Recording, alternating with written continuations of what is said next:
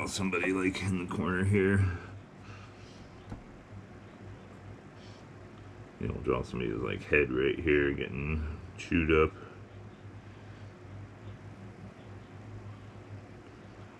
Getting all chewed up, and we'll make their arm like over here. Yeah, it's the other arm like right here, kind of. With his hands.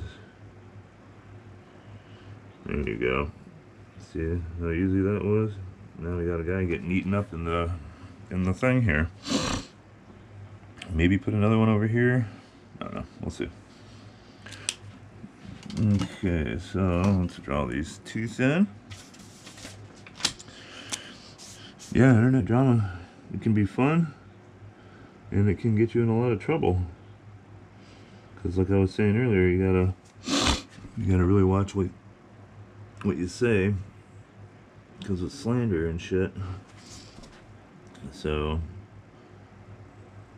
if I ever don't know anything about somebody, I'll probably just say I don't know that about somebody. You know, come on, it can be done.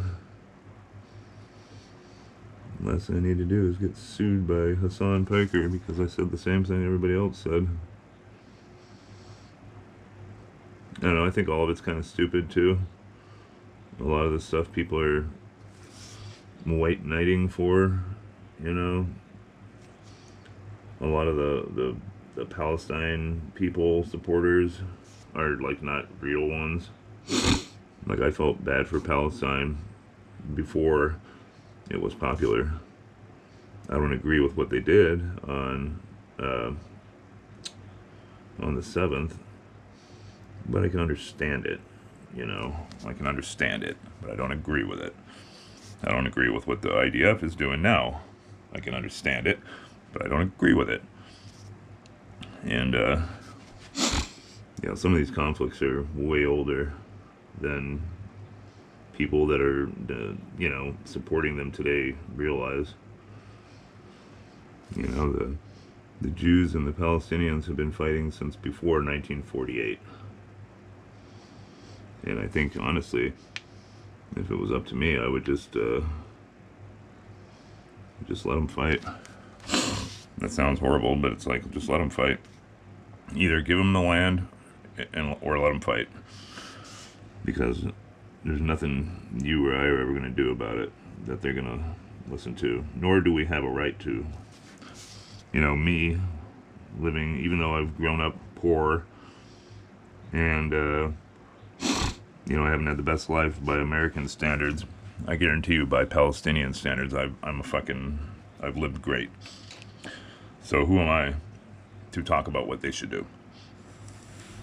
I think a lot of people simply talk about that stuff because it gets you on, you know, a certain level with certain people. That's all I think.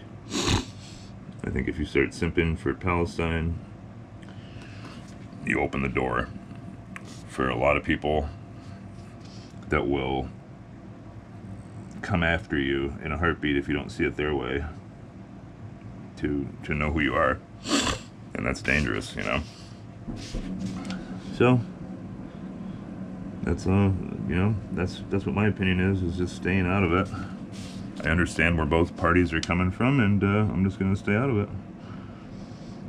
And if people ask me about it, I'll just tell them what I just told you. And then I can understand where people are coming from. And that's it. And hopefully it gets resolved soon so that people can get back to their lives. That's it. That's my master take on it. You know, and hopefully they can rebuild and find common ground. But like I said, I doubt it, because these people have been fighting for thousands of years. So I don't know if they'll be able to do that, at least right away. I think it'll take time. It'll take time. It'll take deprogramming on both sides. You know, it's going to be a while. gonna be a while until everybody's cool.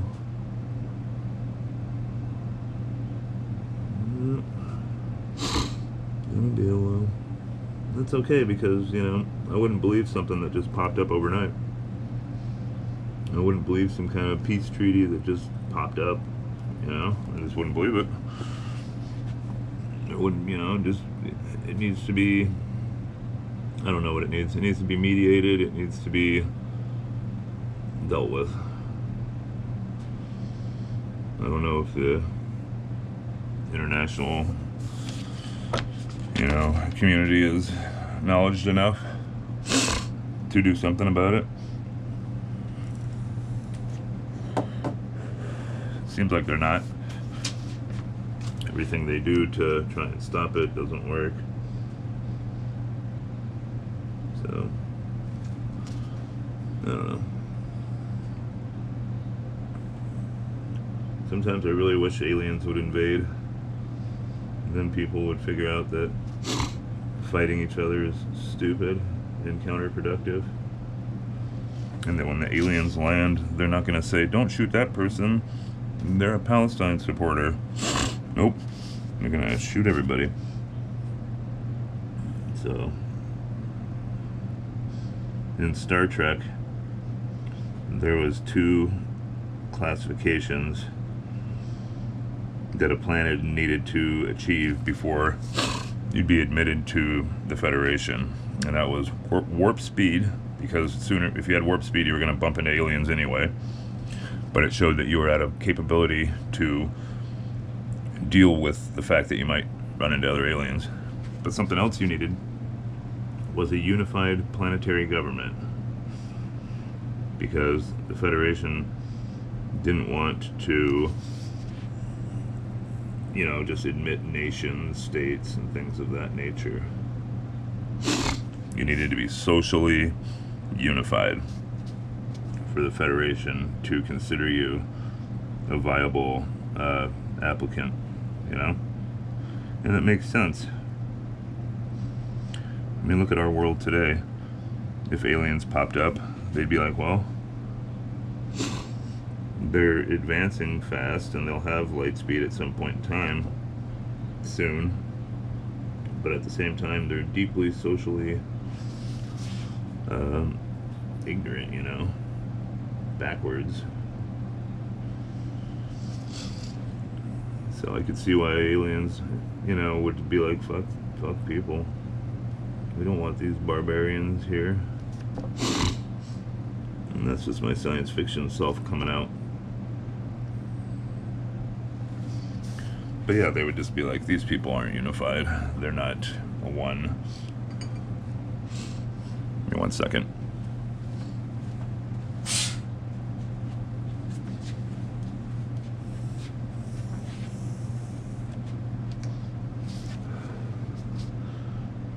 But one day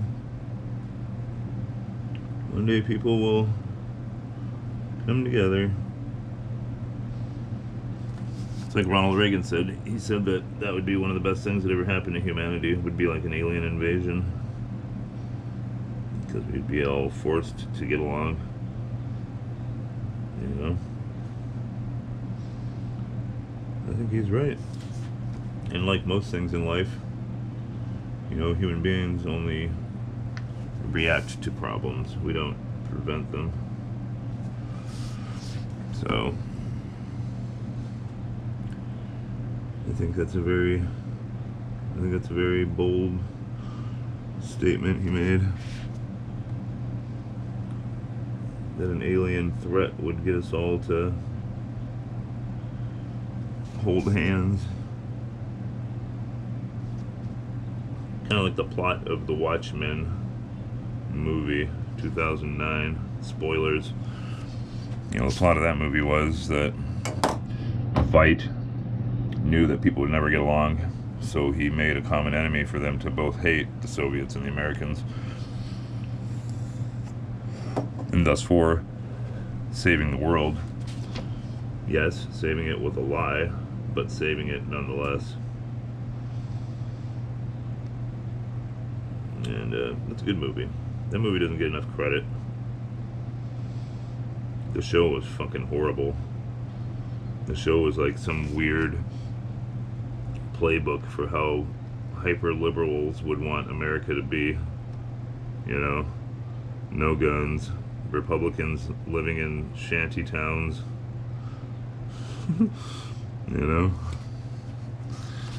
Okay, liberals. You know, shit like that is why I'm a fucking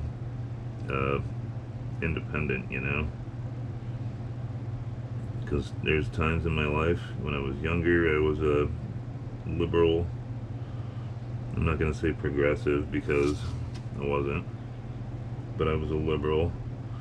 And then when I got older in my life, I was a conservative.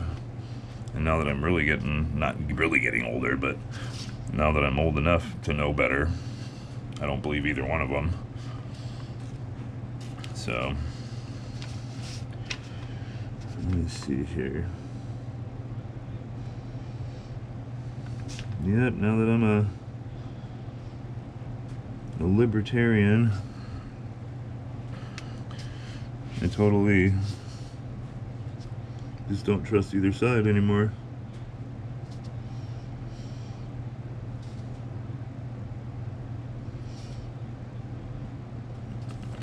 Yeah. And then I'll draw his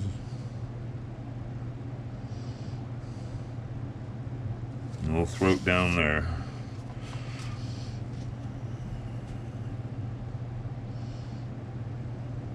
Almost like the fucking whale on Peter Pan.